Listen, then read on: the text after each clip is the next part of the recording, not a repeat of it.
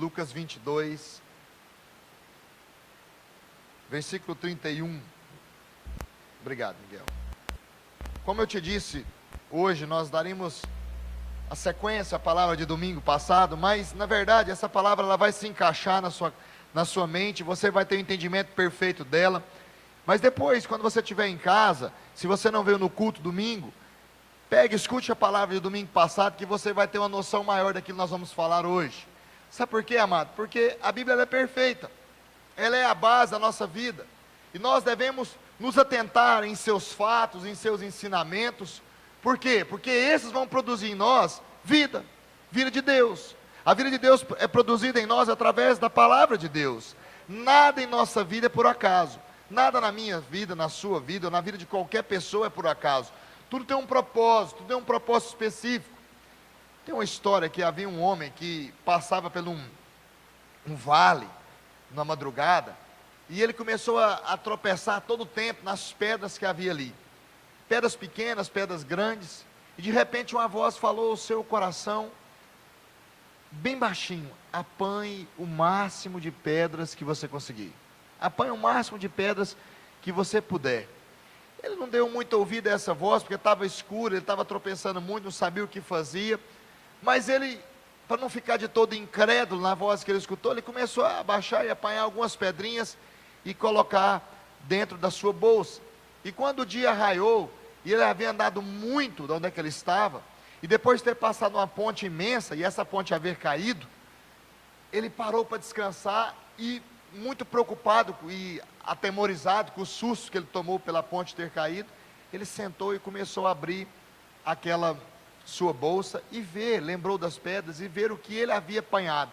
E quando ele começou a abrir a sua bolsa, ele percebeu que a sua bolsa havia diamantes. Onde ele tinha passado havia muitos diamantes. E aí veio sobre ele um arrependimento, uma dor tremenda no seu coração. Na nossa vida, algumas coisas são assim. Quando estamos passando por lugares que aparentemente são difíceis, não tiramos proveito verdadeiro das coisas. E às vezes os diamantes, que serão combustíveis da nossa caminhada, nós esquecemos de pegar. Esquecemos de apanhar. Esquecemos de entender, e deixamos de entender que o conhecimento também é adquirido através da experiência. A Bíblia é a maior e a melhor fonte de tesouro que temos nas nossas mãos.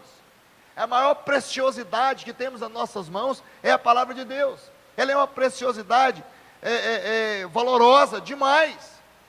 Tudo que está ali, ela vai enriquecer a sua vida em todas as partes. Ela vai poder enriquecer a sua vida. Temos que apanhar tudo que nos é dado, para que a nossa caminhada não seja desperdiçada.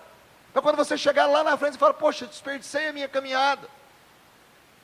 A própria Bíblia fala, Jesus conta a parábola daquele homem que estava lá ceifando, e disse para ele mesmo: hoje eu posso dormir tranquilo, regalar a minha alma, porque meus celeiros estão cheios, os meus lagares também.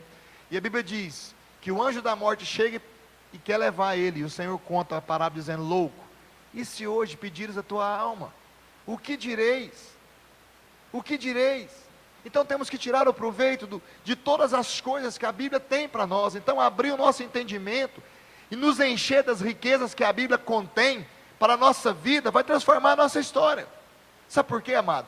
Porque a revelação de Deus, ela é progressiva. O conhecimento, ele tem que aumentar. Deus não muda, mas o nosso conhecimento de Deus pode e deve aumentar em todo o tempo.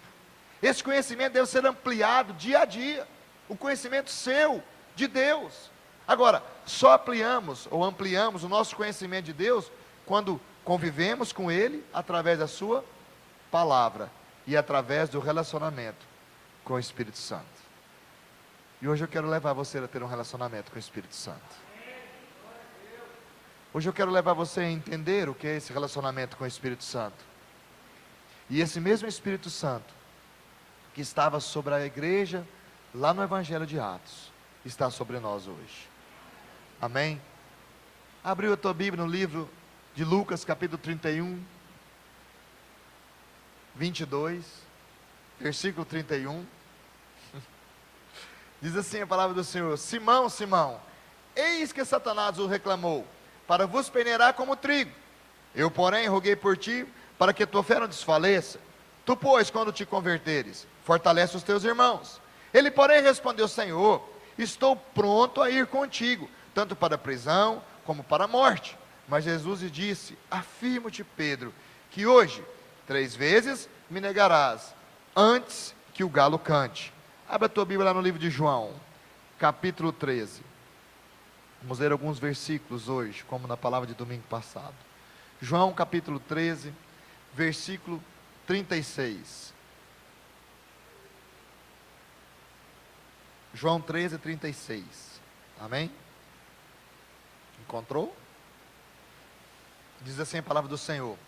Perguntou-lhe Simão, Pedro: Senhor, para onde vas? Respondeu Jesus: para onde eu vou, não pode seguir-me agora.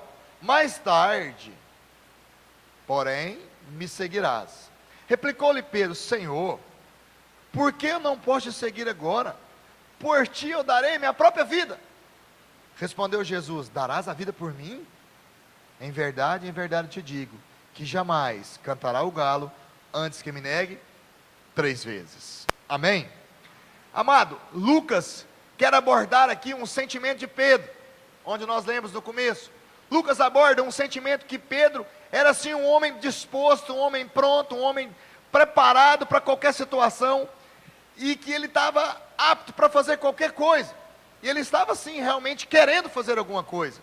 E Jesus fala, Lucas fala que Jesus falou: olha, eu vou ter que interceder por você, porque o diabo começou a pedir a sua cabeça, para peneirar você.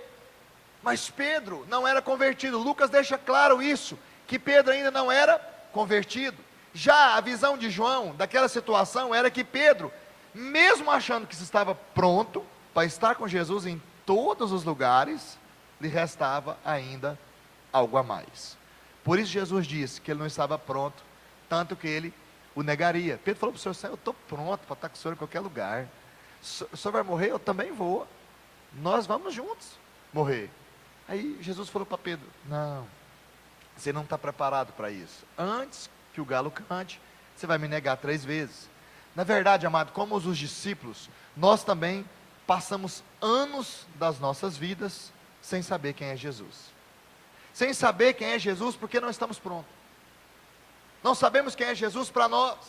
Isso é bem claro nas nossas vidas, quando nós vemos as nossas atitudes, em meio a situações que passamos. Pode ser situações nem de tantas dificuldades, mas situações normais.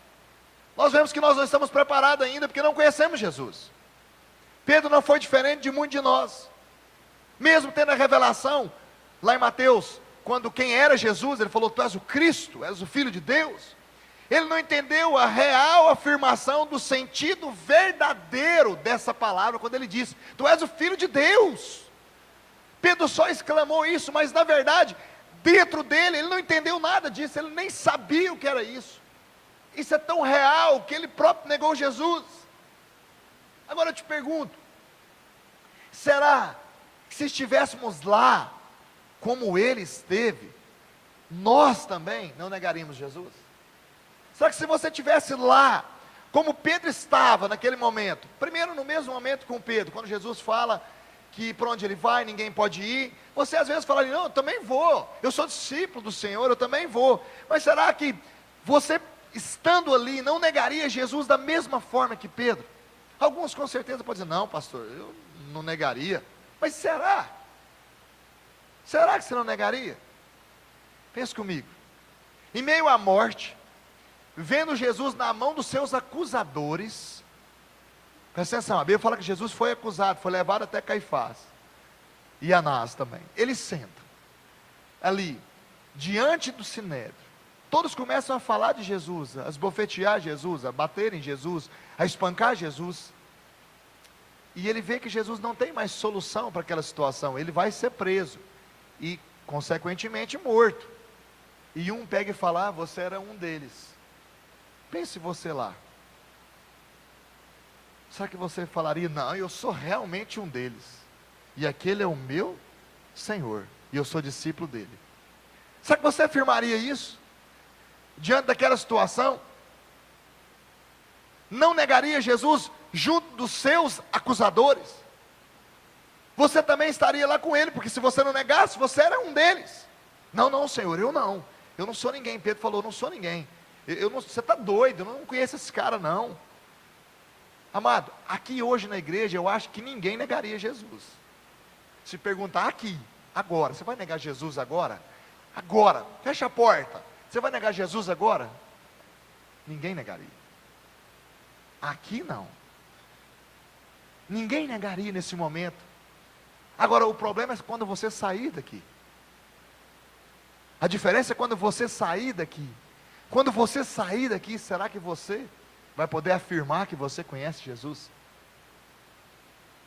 Será que quando você sair daqui, hoje em dia, em meio às pequenas pressões que passamos do dia, negamos Jesus? Você imagina quando você sair daqui e tiver uma pressão sobre você, será que você realmente vai poder falar, não, eu sou o servo do Senhor? Quantos sabem que você é crente, mas crente de verdade? Porque crente até o diabo é, porque ele conhece mais a Deus do que todos nós. Agora, realmente, todos sabem que você é cristão? Em algum lugar você deixou isso bem claro, bem claro, bem claro mesmo, eu sou cristão. Não é botar um adesivo no seu carro, tá? Foi Deus que me deu. Não adianta. Ter adesivo não adianta. Todos sabem a sua posição de cristão. Você pode afirmar que em qualquer situação você não negaria Jesus? Que você realmente não negaria Jesus, sabe por quê, amado? Porque você vai ter oportunidade de mostrar a sua total escolha por Ele. Você vai ter oportunidade. Às vezes você pode ter falhado em algumas outras, mas você terá a oportunidade. Pedro teve outras oportunidades e ele não negou a Cristo. Porque ele entendeu. Você terá outras oportunidades para realmente se posicionar como cristão. Pedro só negou Jesus porque ele não era convertido. Escute, só quem não é convertido nega Jesus. Só quem não é convertido nega Jesus. Aqueles que são convertidos não negam Jesus. Aqueles que são realmente servos e discípulos do Senhor não negam o Senhor. Aqueles que servem um Deus vivo, verdadeiro, que muda a história, muda a minha vida, muda a sua, mudou a nossa situação, não nega.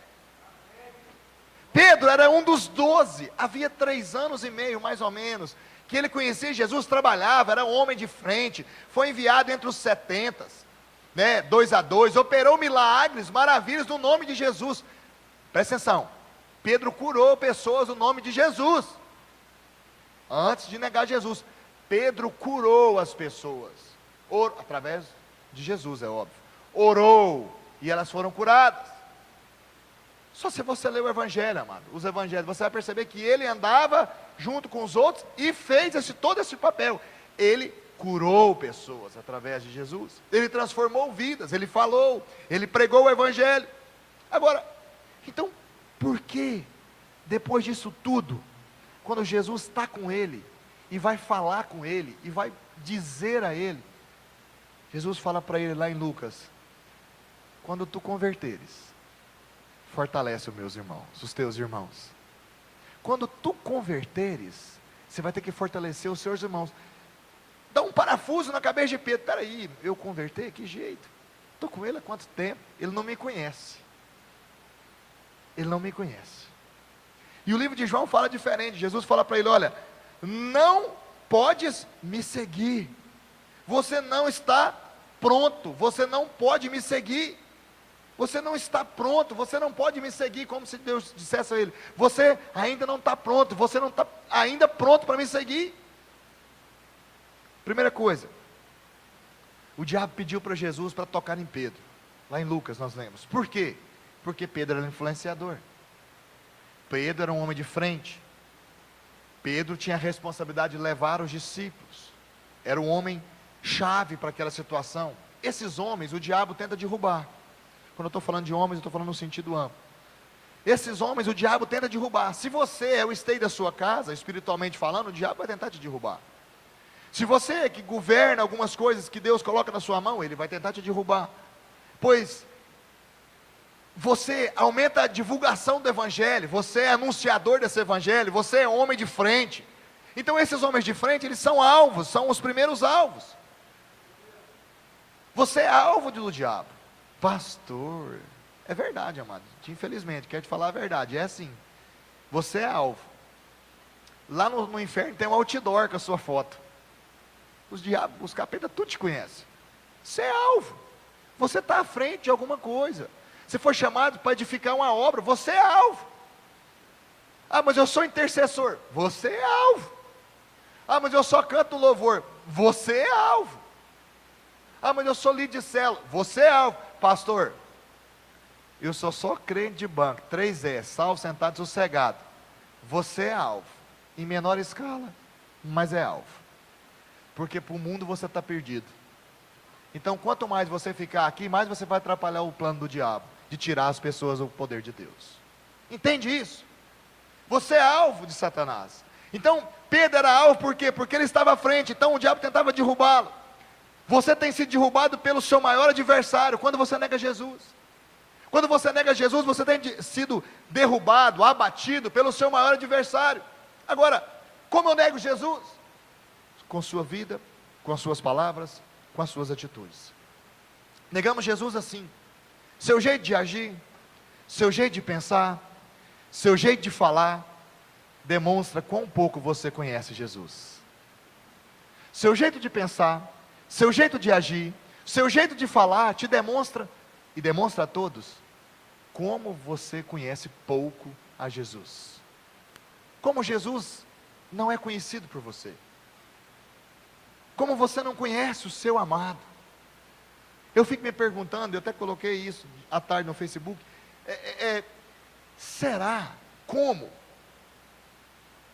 que João, Tiago, Pedro e os outros discípulos olharam para aquela situação, e quando Jesus partiu para o céu, eu fico imaginando a saudade no coração deles, a saudade de escutar a voz de Jesus. Eles falam, gente, ele foi embora, ai que saudade dele. Quando eles passavam pela Galileia, pela Judéia, por qualquer lugar ali, e havia uma pedra, uma árvore, no monte das bem-aventuranças, quando eles passaram ali, porque é um caminho típico, trágico, um trajeto típico de se fazer ali, eles passavam ali muitas vezes, eles passavam e falavam, pô, ele ensinou aqui muita coisa, ai que saudade de escutar a voz dele, ai que saudade de abraçar, de sentir o cheiro, de apertar ele, ai que saudade que eu tenho do meu amado, do meu discipulador, do príncipe da minha alma, da luz do mundo. Você já imaginou como eles tinham isso? O desejo de estar com ele, o desejo de estar perto de Jesus. Eles com certeza falavam um para os outros, olha, ai, quando ele falou aquilo encheu meu coração. Presta bem atenção, no final do livro de Lucas, capítulo 24, se eu não me engano, os 2 discípulos de Emaús começam a caminhar, Jesus havia morrido há algum tempo, e eles começam a caminhar e decorrer entre eles os acontecimentos dos fatos, que Jesus estava ali, e Jesus entra no meio deles, e eles não conhecem Jesus, né? E eles começam a falar, e Jesus fala para eles assim, de quem vocês estão falando? Aí eles falam para Jesus o seguinte, você é doido? Você não mora aqui não? Você não sabe quem é Jesus? Aí eles começam a falar, aquele que veio, transformou a nossa vida, transformou a nossa casa, em outras palavras, transformou a humanidade, ele morreu, está no céu, só pode, porque ele falou que vai ressuscitar, rapaz, você não está aqui não. Aí Jesus começa a explicar para eles também outras coisas, e a Bíblia fala que começa a decorrer as coisas com ele, e Jesus fala, vou passar até para frente de vocês, eles falam, não passa não, fica conosco essa noite, já é tarde, e eles entram numa caverna, e eles vão comer, e eles entregam o pão para Jesus, e a Bíblia diz que a hora que Jesus parte o pão e dá graças, eles reconhecem que é Jesus, e a Bíblia diz que Jesus desaparece, aí um fala para o outro, bem sei que era ele, e o outro, por quê? Porque quando ele falava, ardia as palavras no meu peito. Você entende isso? Isso é amor demais, isso é amor demais, isso é verdade demais para mim e para você. Então o diabo tenta anular essas pessoas. Agora, segundo ponto, Jesus intercedeu por Pedro e pelos outros, porque Jesus ainda tinha esse papel de interceder por nós. Ele é o nosso advogado. 1 João 2:1 diz, filhinhos, essas coisas vos escrevo, para que não pequeis, mas se alguém pecar, tem um advogado para com o Pai, Jesus Cristo, o justo. E Lucas deixa isso claro, que Jesus falou: eu intercedi por você, Pedro. Porém também, quando Jesus foi ao céu, ele enviou outro intercessor, que é o próprio Espírito Santo. Romanos 8, 26, que o mesmo Espírito intercede por nós com gemidos inexprimíveis, porque não sabemos orar como convém. O Espírito intercede por nós, o Espírito Santo. Amado, Deus nos ama. Ele nos ama tanto que deseja nos abençoar. Nós aqui não queremos ser abençoados por Deus porque fugimos, porque negamos, porque corremos da presença do Senhor. Até quando vamos fugir de Deus? Até quando eu e você vamos fugir de Deus, fugir das nossas responsabilidades, fugir daquilo que Deus nos designou para fazer, do propósito de Deus na nossa vida? Só quem nega Jesus é porque ainda não conhece o Espírito Santo. Só quem nega Jesus é porque ainda não teve uma intimidade com o Espírito Santo. Pedro negou Jesus porque ele não conhecia o Espírito Santo. Porque o Espírito Santo nos revela quem Cristo é. Pedro não tinha o Espírito Santo. Pedro ainda vivia pelo domínio da carne, mesmo sendo discípulo e andando com Jesus. Mas por quê? Porque o Espírito Santo não residia nele ainda. Se você aceitou Jesus, amado, o Espírito Santo mora em ti. E eu não acredito que alguém que tem esse Espírito Santo, esse doce Espírito Santo, consiga negar Jesus. Eu não acredito. Apesar que Paulo depois escreve: não entristeceis o Espírito Santo. Mas não consegue entrar na minha concepção natural, na minha mente, que alguém que tem o Espírito Santo, que entregou sua vida para Jesus, que amou o Senhor em determinado momento, consegue ainda negá-lo. Consegue ainda praticar as coisas que praticava ainda no passado. Conseguir negar Jesus é porque você não tem ainda verdadeiramente intimidade com esse Espírito. Sendo assim, você e eu, tendo o Espírito Santo, sabe o que? Somos representantes de Deus aqui na terra. Tendo o Espírito Santo, nós representamos Deus aqui na terra, porque Deus habita em nós, através do Espírito Santo. Amado, nós temos um propósito muito maior do que o nosso propósito terreno. Só o Espírito Santo aqui nos convence do pecado, da justiça e do juízo. Um homem cheio do Espírito Santo, ele faz proezas. Ele é fortificado pela presença de Deus. Salmo 60, 12 diz: em Deus faremos proezas. Em Deus. E Deus em nós. Porque o Espírito Santo está em nós. Fazemos mais do que proezas. Por isso Cristo falou: em mim sois mais que vencedores. Então, passa um pouquinho para frente, você está no livro de João. Vai para o capítulo 20. Capítulo 20, versículo 19 diz o seguinte. Eu costumo dar essa palavra no batismo. Eu falei a respeito disso no último batismo que nós tivemos. Ao cair da tarde daquele dia, o primeiro da semana, as portas trancadas da casa onde estavam, os discípulos com medo dos judeus, veio Jesus e pôs-se no meio deles e disse: a paz seja convosco. E dizendo isso, mostrou-lhe o lado. Diga comigo: visão. Não, diga visão. Cristo olha para ele e fala assim: olha, eu tenho para vocês uma visão. Eu tenho para vocês uma visão diferente. Eu tenho para vocês um id diferente. Eu tenho para vocês algo a mais. Olha, eu tenho para vocês a visão do chamado. Eu tenho para vocês uma responsabilidade do chamado. Eu tenho para vocês uma responsabilidade verdadeira. Vocês estão trancados aqui para quê? A Bíblia fala que estavam com medo. Mas medo do quê? Eu já venci, eu estou aqui com vocês. E ele continua falando, versículo 20. E dizendo isso, mostrou-lhe o lado. Alegraram-se, portanto, os discípulos ao verem o Senhor. Entenderam a visão. Disse-lhe, pois, Jesus outra vez: a paz seja convosco. Assim como o Pai me enviou, eu também vos envio. Aí Jesus diz para ele: agora, entenderam a visão? A visão é o id. Assim como o Pai me enviou do céu, eu envio vocês. Sai daqui e vai pregar o Evangelho. Sai daqui e vai falar que eu ressuscitei, que eu sou vencedor, que eu era o mesmo que estava pregando lá no meio da praça, todo mundo me conhecia. Não fica parado, não fica trancado, não fica dentro de casa. Foge daqui e vai anunciar o Evangelho de vida, o Evangelho de poder, o Evangelho de graça. Sai daqui e começa a anunciar, porque vocês são chamados para isso. E aí, os discípulos ficam assustados. E aí Jesus fala assim: não adianta, E a Bíblia diz no versículo 22, e havendo dito isso, soprou sobre eles e diz: recebei,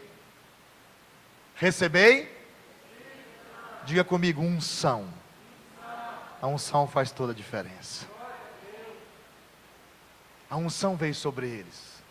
O sopro do Espírito Santo veio sobre eles. É verdade que o Espírito Santo só veio sobre eles no Pentecoste.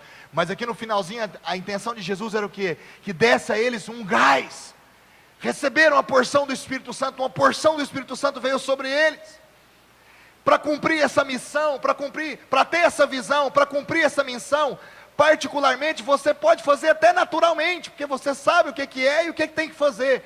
Mas para se capacitar, para ter vida de Deus, para fazer a obra do Senhor, não relaxadamente, mas verdadeiramente, só se faz debaixo da unção de Deus. Sem a presença do Espírito Santo, são meras obras, tijolo acima de tijolo. O Espírito Santo é que faz a diferença. Jesus sopra sobre ele, o Espírito Santo. Ele vai te capacitar, tudo isso virá pelo Espírito Santo que habita em ti. Fomos chamados para sermos o quê? Vencedores, para reinar com Cristo. Somos reis, somos sacerdotes. E o Espírito Santo nos dá força, nos dá ousadia. Quando os apóstolos foram cheios do Espírito Santo, lá em Atos, os céus se abriram. Os sinais começaram a acontecer. Os sinais de Jesus começaram a acontecer através da vida deles. Por quê? Porque eles foram cheios da presença do Espírito Santo. Foram cheios da presença de Deus na vida deles. Pedro, que era um homem sem conhecimento nenhum, começa a pregar, a falar em outras línguas, a explicar as línguas que ele falava. Isso tudo por quê? Porque o Espírito Santo o encheu. O Espírito Santo o tomou, e tomou todas aquelas pessoas que ali estavam. Só depois que foram cheios desse Espírito Santo, a igreja foi fundamentada. A igreja só é fundamentada depois do capítulo 1 de Atos. Atos 2, 42, e perseverar na doutrina dos apóstolos, na comunhão, no partir do pão e nas orações. Só depois disso a igreja é fundamentada, porque o Espírito Santo vem e fundamenta a igreja. Jesus deixou o seu ensinamento para nós. Deixou como deve ser feito. Deixou tudo bem explicado, os seus ensinos. Mas é o Espírito Santo que nos modela e nos faz lembrar dos ensinamentos do Senhor para nós. Capítulo 14 de João, volta um pouquinho. Versículo 26. Jesus está falando do Espírito Santo. João 26, volta. Mas o Consolador, o Espírito Santo, a quem o Pai enviará em meu nome, e vos ensinará todas as coisas, e vos fará lembrar de tudo que vos tenho dito. Com certeza os discípulos falaram para ele: Senhor, o Senhor vai nos deixar órfãos. E como nós vamos fazer? Nós vamos ter que pregar esse evangelho que o Senhor quer que nós pregamos, mas nós não sabemos.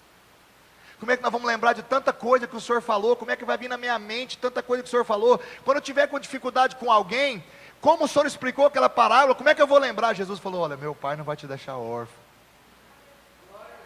Vai vir o Espírito Santo. Ele vai te consolar, vai te ensinar, e vai te fazer lembrar daquilo que eu te falei naquela data. Por isso o Espírito Santo é para nós doce presença.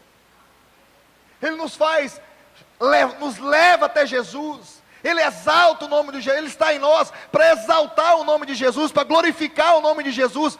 E o próprio Jesus falou: Ele vai te lembrar, te ensinar a falar o que eu te ensinei, o que eu te falei, porque eu te ensinei.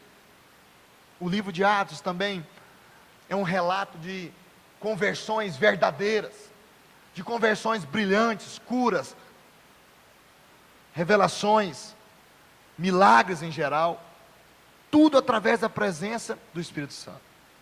O livro de Atos, ele é totalmente trabalhado pelo Espírito Santo.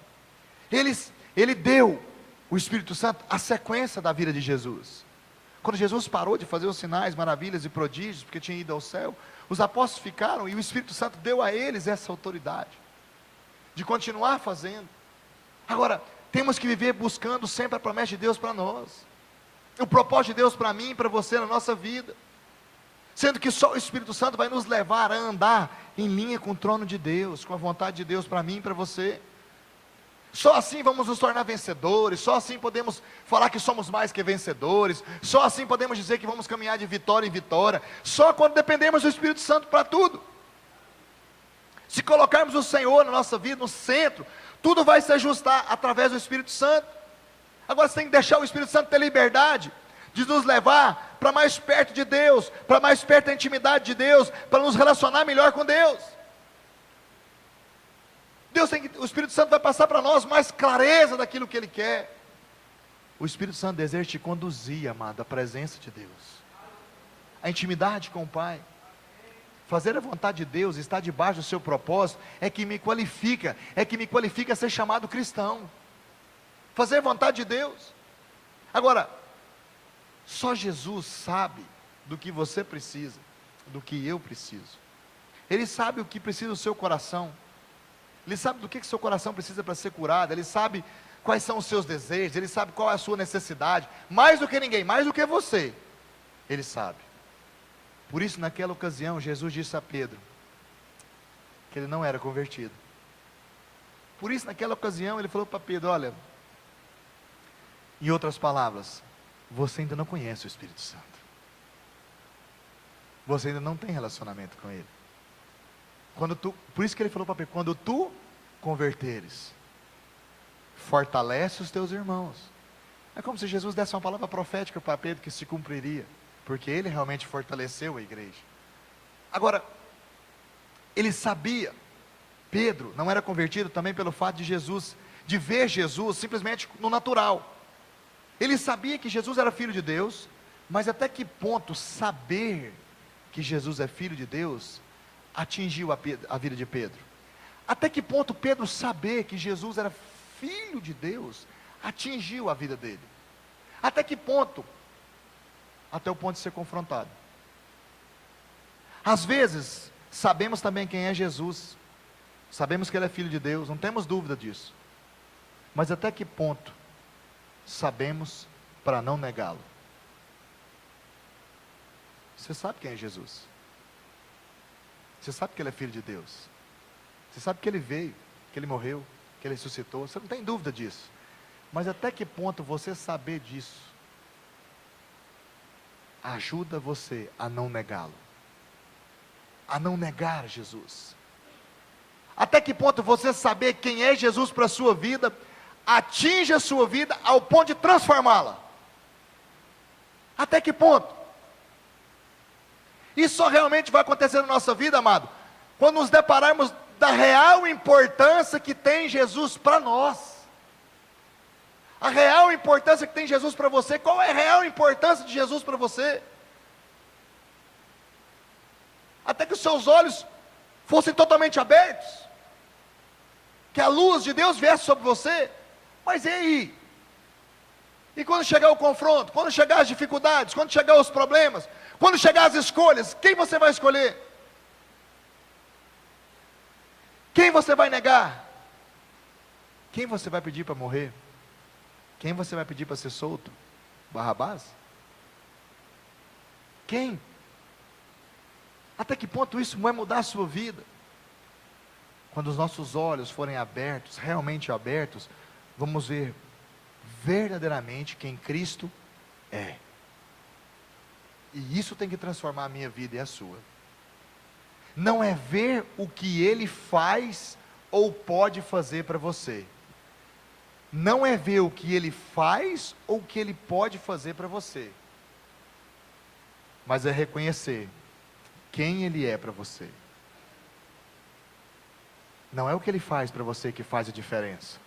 É reconhecer quem Ele é para você que faz toda a diferença. Abra a tua Bíblia no livro de Marcos. Já estou quase encerrando. Só mais 2 horas. 4 améns, 4 horas. Marcos capítulo 8. Um falou aleluia, aleluia dobrado.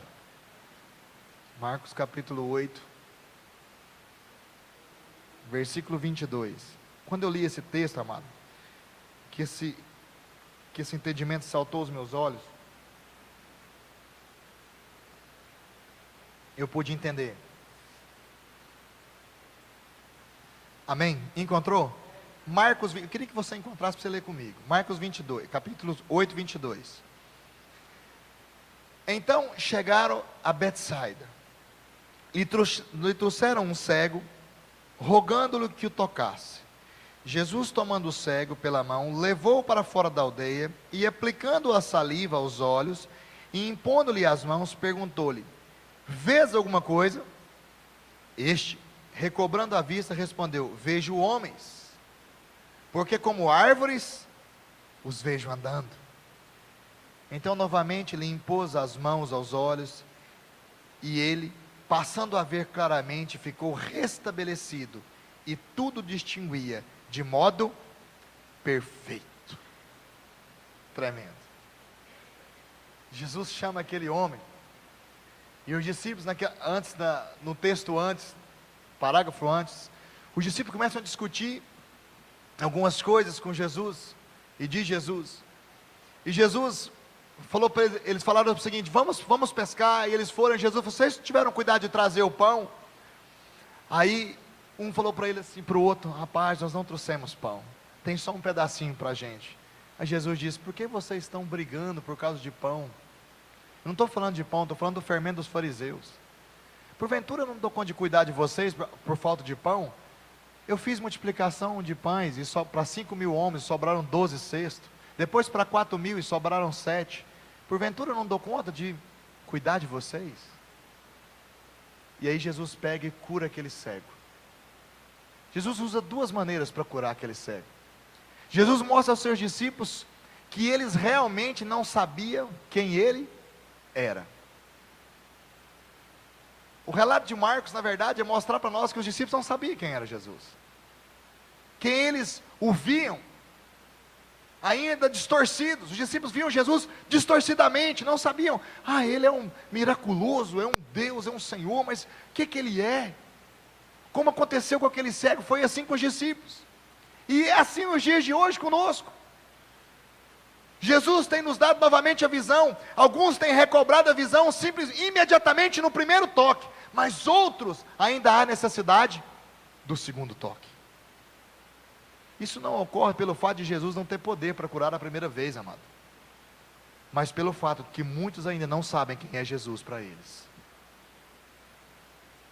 Aqueles discípulos estavam ali, perdidos, e Jesus vem e toca naquele cego, e depois toca novamente. Um sinal que Jesus faz para eles é o seguinte: olha, vocês não sabem quem eu sou, não entendem quem eu sou, e usa o cego como figura de linguagem para eles. Porque a primeira saliva que Jesus passa nos olhos do cego, ele consegue ver perfeitamente? Não.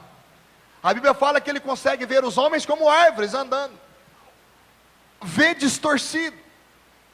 Quantos têm experiência de Jesus e com Jesus em suas vidas e ainda não conseguem caminhar com Ele? Porque conhecem Jesus distorcidamente. Conhecem o Jesus que cura, conhecem o Jesus que liberta, conhecem o Jesus que traz provisão financeira.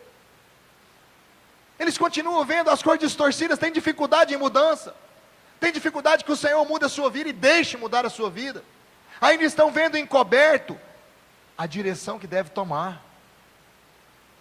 Ainda estão se deixando ser dominados pela sua natureza antiga antes do toque. Quantos ainda estão vendo assim com dificuldades o reino de Deus, em todos os sentidos? Esses precisam urgentemente do segundo toque. Os discípulos ainda estavam assim, vendo com dificuldades. Por isso Jesus parou ali para curar aquele cego. Mas quando Jesus toca naquele homem pela segunda vez, o que era dificuldade acaba. Os olhos daquele homem são abertos, a visão é outra, tudo se torna perfeito. Isso sabe para quê? Foi para os discípulos um ensinamento. Jesus disse para eles, em outras palavras: antes era a lei e a sombra do Velho Testamento, e vocês me viam como sombra, porque o velho é a sombra de mim. Agora, depois que eu vim e toquei na humanidade pela segunda vez, a visão é outra. Foi isso que Jesus disse para eles: a visão que vocês têm que ter de mim é outra. O segundo toque dá toda a noção à humanidade quem Cristo era, quem Ele era, quem era Ele, a razão dele estar aqui. Isso também foi para os discípulos como se dissesse: estão discutindo se vai ter comida para vocês no barco. Eu sou o alimento eterno, quem comer de mim jamais vai ter fome. E vocês estão discutindo isso. Nós somos assim, amados, discutindo as pequenas coisas. Que jeito que vai, que jeito que não vai, quem vai falar, quem vai cantar, para onde eu vou. Para que discutir as pequenas coisas? As pequenas coisas servem só para te atrapalhar a caminhar. As pequenas coisas, falaram para o discípulo que às vezes alguém tinha que voltar para buscar um pão, sendo que o pão estava no barco, Jesus era o pão da vida. As pequenas coisas às vezes estão te fazendo parar, dando importância a elas demais. Com algumas distorção, eles estavam vendo Jesus, sabiam quem era Jesus, mas não tinham clareza quem era Jesus. Com certeza essas pessoas ainda precisam do segundo toque, para poderem ver realmente quem Ele é. E Ele disse para eles: olha, para que haja luz e revelação de quem eu sou, há necessidade do segundo toque. Pastor, então qual seria o segundo toque? Quando o Espírito Santo abriu o entendimento dos discípulos, eles puderam entender que o segundo toque seria do Espírito Santo. A revelação total viria dele. A visão total de quem Cristo era viria dele. Esse mesmo Espírito Santo abriu o entendimento de João, abriu o entendimento de Pedro, abriu o entendimento de todos os discípulos. O segundo toque na vida desses discípulos os levou a entender que tudo era menos importante do que Jesus, porque Ele era mais importante do que tudo. O segundo toque na vida deles mostrou para eles que eles dependiam de Jesus para tudo. Aquele cego estava ali não por um acaso. Jesus toca nele e ele começa a ver os homens como árvores. É embaçado a visão. Quantos de nós estamos assim? Vemos Jesus embaçado, não entendemos quem é Jesus para nós, achamos que Jesus veio só para nos salvar, só, né? Cristo tem muito mais para você. Ele tem vida em abundância, Ele tem porção verdadeira, Ele tem algo a mais para te oferecer. E quando o Espírito Santo toca na vida daqueles homens, como na vida do apóstolo João, ele começa a entender que o segundo toque vai mostrar para ele todas as coisas, como as coisas são. O segundo toque traz àquele homem a luz do mundo, traz àquele homem a visão do que era todas as coisas. E agora, estou encerrando mesmo, abra no livro de João, capítulo 1, veja o que João coloca aqui. Porque depois de tudo isso acontecido, que os evangelhos foram escritos. João capítulo 1, versículo 1 diz: no princípio era verbo, e o verbo estava com Deus, e o verbo era... No princípio era o verbo, e o verbo estava com Deus, e o verbo era Deus. Aonde você já escutou isso na Bíblia? Lá em Gênesis. Veja que é um paralelo com a criação do mundo, o escrito de Moisés em Gênesis. Isso é um paralelo da criação. João não está preocupado no seu livro de falar da genealogia de Jesus. Nasceu de quem, da onde, Não! Ele estava preocupado aqui em relatar a sua divindade, o seu propósito na terra. João queria falar da grandeza de Jesus. João mostra que antes do princípio, antes de todas as coisas serem alguma coisa, Jesus já era. No princípio, antes do princípio de Moisés, Jesus já era. Antes do princípio, Jesus já era. Ele era o Senhor. João está mostrando isso com claridade. E depois ele fala, olha, e além de tudo, ele se tornou luz. Ele fala no versículo 8. No versículo 8 ele fala de João Batista, que ele não era luz, mas veio para testificar-se da luz, a saber a verdadeira luz que vinha ao mundo, iluminando a todo homem. No princípio criou Deus os céus e a terra era sem forma e vazia, e o Espírito do Senhor pairava sobre a face das águas, e havia trevas sobre a face do abismo, e Deus disse: haja Cristo, a luz do mundo. Cristo é a luz do mundo. Lá no princípio Deus disse que Cristo venha para o mundo para trazer a luz da vida que tem em mim. E João relata isso aqui. Quantos mil anos depois? Ele é a luz do mundo.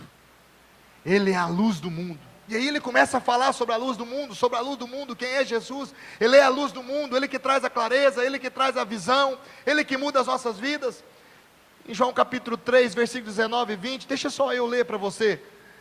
Ele diz o seguinte: este foi o testemunho de João Batista, capítulo 3, versículo 19 e 20, diz o seguinte: o julgamento é este, que a luz veio ao mundo, e os homens amaram mais as trevas do que a luz, porque as suas obras eram más. Pois todo aquele que pratica o mal, aborrece a luz, e não se chega para a luz, a fim de serem arguidas as suas obras. João está dizendo, quem não conhece a luz, pratica o mal. Quem não conhece a luz, não pode ver a luz. Quem não conhece a luz, caminha em trevas. Quem não conhece a luz, caminha fora da luz. Quem não conhece a luz, caminha em caminhos de escuridão, não vai ver as preciosidades que estão no chão para serem apanhadas, não vai ver as riquezas que há na sua frente para serem apanhadas, porque lhe falta luz. João capítulo 8, versículo 12, ele diz o seguinte: de novo lhes falava Jesus dizendo, eu sou a luz do mundo, quem me vê, segue, não andará nas trevas, pelo contrário, terá a luz da vida. Jesus está falando, eu sou a luz do mundo, quem me segue não anda nas trevas, vai ter luz na sua vida, vai ter luz que vai clarear a tua vida. Veja que João começa a ter todo esse entendimento, e aí no capítulo 9, versículo 5, diz o seguinte: enquanto estou no mundo, sou a luz do mundo. Jesus diz para eles, enquanto eu estiver no mundo, eu sou a luz do mundo. Enquanto eu estiver no mundo, eu vou ser a luz do mundo, eu vou clarear o mundo, porque eu sou a luz verdadeira que há no mundo. Enquanto eu estiver aqui, andando na terra, eu vou resplandecer a luz, porque eu sou a própria luz. Pastor, mas Jesus foi embora para o céu, e agora? Quem é a luz do mundo? Mateus capítulo 5, versículo 14 diz, vós sois a luz do mundo, não pode esconder a cidade edificada sobre o monte. Nós somos a luz do mundo, Cristo habita em nós, a esperança da glória, somos a luz do mundo, somos a luz. Hoje resplandecemos a luz de Cristo, porque resplandecemos por quê? Porque a luz de Cristo bate em nós, e através do Espírito Santo clareamos o mundo. Aonde você chega, você tem que trazer luz, você é luz para as trevas. Aonde você chegar, a luz tem que estar em você, porque você faz a diferença. Você é a luz do mundo, o Espírito Santo habita em você. E aí eu volto a pensar, que saudade aqueles homens tinham de Jesus. Meu Deus, como deve ter sido doloroso para eles verem Jesus partir. Que saudade estava na vida dos seus discípulos, que conviveram bem pertinho dele. Como seria, ou o que seria, melhor perguntando, de nós, sem a palavra de Deus, sem os ensinos de Jesus passados por seus discípulos? Quero ler um texto para você, de Max Lucado, que ele relata na Bíblia dele, devocional, sobre o livro de João, que diz o seguinte: ele era um homem velho, aquele que se assenta no banco e se encosta na parede, olhos fechados e rosto liso. Se não fosse pela sua mão tocando a barba, parecia que ele estivesse dormindo. Alguns na sala acham que ele estava sim dormindo. Ele fazia muitas vezes isso durante o período de louvor. Enquanto o povo canta, seus olhos cansados se fecham, seu queixo cai até o seu peito, e assim ele continua sem mover, em silêncio total. Aqueles que o conhecem bem sabem que não é bem assim. Eles sabem que ele não está dormindo. Ele não está dormindo, ele descansa. Eles sabem que ele está viajando ao som da música, ele viaja de volta muito tempo atrás, até a sua juventude, forte de novo, lá de volta, lá nas margens do mar da Galileia, com Tiago, Pedro e os outros apóstolos. Lá na estrada, com os discípulos e as mulheres. lá no templo com Caifás e os outros acusadores. Já se passaram 60 anos, mas João ainda pode ver. As décadas tiraram a força de João, mas não a sua memória. Os anos escureceram escureceram a sua vista, mas a sua visão não. O tempo pode ter enrugado o seu rosto, mas não anulou o seu amor. Ele esteve com Deus, Deus esteve com ele. Como ele poderia esquecer? O vinho, que no momento antes era água, João podia sentir o gosto do vinho especial em sua boca. A lama colocada nos olhos do cego em Jerusalém, João ainda poderia sentir a textura, e lembrava da sua textura. O aroma do perfume de Maria, que encheu o recinto ao ser quebrado aos pés de Jesus, João ainda sentia o cheiro suave às suas narinas. Ele ouvia ainda muito bem claro: eu sou a luz do mundo. Isso ainda passava em seus ouvidos e em sua mente, e lá ficava a lembrança, a doce lembrança, que o amado dizia: eu sou o caminho, sou a verdade, sou a vida. Eu voltarei, a voz prometia, e levarei vocês para estarem comigo. Aqueles que crerem em mim, a voz assegurava, terá vida eterna após a morte. João não podia ouvir, João não podia ver. Cenas marcaram o seu coração, palavras penetraram na sua alma. João nunca poderia esquecer, porque ele estava vendo e ouvindo o que se passava. Como poderia? Ele esteve lá. Ele abre os olhos e pisca, a música para, a pregação começa. João olha para os ouvintes e ouve o pregador. Se ele somente tivesse tido a oportunidade de estar lá, mas ele não esteve. A maior parte destes aqui não tiveram. A maior parte nem eram vivos. A maioria dos que eram vivos já morreram. Pedro se foi, Tiago, Natanael, Marta, Filipe, todos já passaram, até Paulo, que veio mais tarde, já morreu. Somente João permanece. Ele olhava novamente para a igreja, pequena, mas fervorosa, e eles cuidadosamente ouvem o pregador. João o ouve também. Que dificuldade falar de alguém que nunca viu, explicar palavras que ele nunca escutou, mas João estava lá. Se o pregador precisasse, ele estava ali. Mas o que acontecerá quando João não estiver mais com eles? O que o pregador fará então diante das dúvidas, com a voz de João silenciando e a sua língua assim parar? Quem falará para eles como Jesus silenciou as ondas? Com quem ele foi crucificado? Quem lhes contarão como Jesus alimentou os 5.000? Eles lembrarão quando Jesus orou por unidade, por anunciar o seu amor? Como eles saberão, se somente eles pudessem ter estado lá? De repente, o seu coração, inspirado pelo Espírito Santo, sabe o que fazer. Mais tarde, embaixo da luz de uma casa iluminada pelo sol, o velho pescador desenrola o rolo e começa a escrever. No princípio era o Verbo. O Verbo era Deus, e o Verbo estava com Deus. Amado, não tem como amar o Senhor. Não tem como você negar Ele. Não tem como você negar Jesus com um amor desse. Não tem como o seu coração não arder com um amor desse. Alguém que ama de verdade você, alguém que deu a vida por você. Não tem como ser diferente. Como negar alguém que impactou a sua vida? Como negar alguém assim? Como negar um amor desse tamanho? Com isso eu aprendi muitas coisas. Primeira delas, e a mais importante, eu preciso do segundo toque de Deus. Nós precisamos do segundo toque de Deus. Precisamos desse amor, precisamos ver essa luz. Essa luz tem que ser mais clara para mim. Eu preciso do Espírito Santo. Se o Espírito Santo não estiver conduzindo as nossas vidas, nós não somos ninguém. Se o Espírito Santo não estiver em mim, conduzindo a minha vida, eu não posso ser ninguém. Se o Espírito Santo não estiver em você, conduzindo a sua vida, você não pode ser ninguém. Ninguém. Como negar um amor assim?